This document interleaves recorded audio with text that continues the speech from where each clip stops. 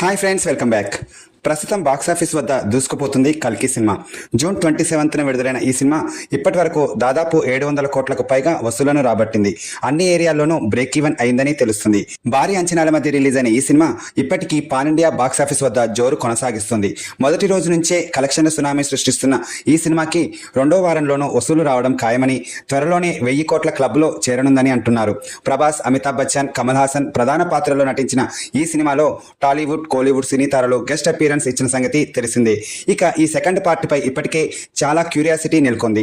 ఈ క్రమంలో ఫ్రైడే మీడియాతో ముచ్చటించిన డైరెక్టర్ నాగశ్విన్ ఆసక్తికరమైన విషయాలను పంచుకున్నాడు. ఈ సినిమాలో అర్జునుడిగా విజయ్ దేవరకొండ నటించగా, కర్ణుడిగా ప్రభాస్ కనిపించారు. వీరిద్దరి మధ్య వచ్చే సీన్స్ కి థియేటర్లు దద్దరిల్లాయి. అయితే ఈ సినిమా నుంచి బయటికి వచ్చిన తర్వాత కూడా క్యారెక్టర్స్ అర్జునుడు, కర్ణుడి గురించి చర్చలు జరుగుతున్నాయి.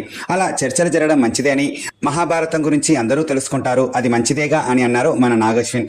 అలాగే నాని, నవీన్ పొలిశెట్టిలను కూడా రెండో పార్ట్లో ఎక్కడ వీలైతే అక్కడ ఇరికించేస్తా అని నవ్వుతూ ఆన్సర్ ఇచ్చారు. అలాగే కల్కిలో భైరవ పాత్రను సీరియస్ గా కాకుండా సరదాగా ఉండాలనే ఉద్దేశంతోనే అలా క్రియేట్ చేశానని కూడా అన్నారు.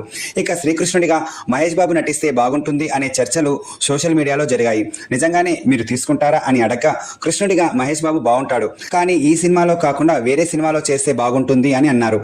అలాగే కల్కి 2లో కమల్ హాసన్ పాత్రని పూర్తిగా చూపించబోతున్నామని అన్నారు. బుజ్జి పాత్రను డిజైన్ చేసేందుకే టీం చాలా కష్టపడిందని, బుజ్జి కోసం సపరేట్ లైసెన్స్ కూడా ఇచ్చారని అన్నారు. ఇలా ఒకటి కాదు, ఇలా చెప్పుకుంటూ పోతే కల్కి సినిమా గురించి ప్రతిరోజు వార్తలు వస్తూనే ఉన్నాయి. ఇక ఈ వీడియోపై మీ అభిప్రాయం ఏంటో కామెంట్ చేసి, మీకు ఈ వీడియో నచ్చితే ప్లీజ్ లైక్ చేసి మీ ఫ్రెండ్స్ అండ్ ఫ్యామిలీ మెంబర్స్ కి షేర్ చేయండి.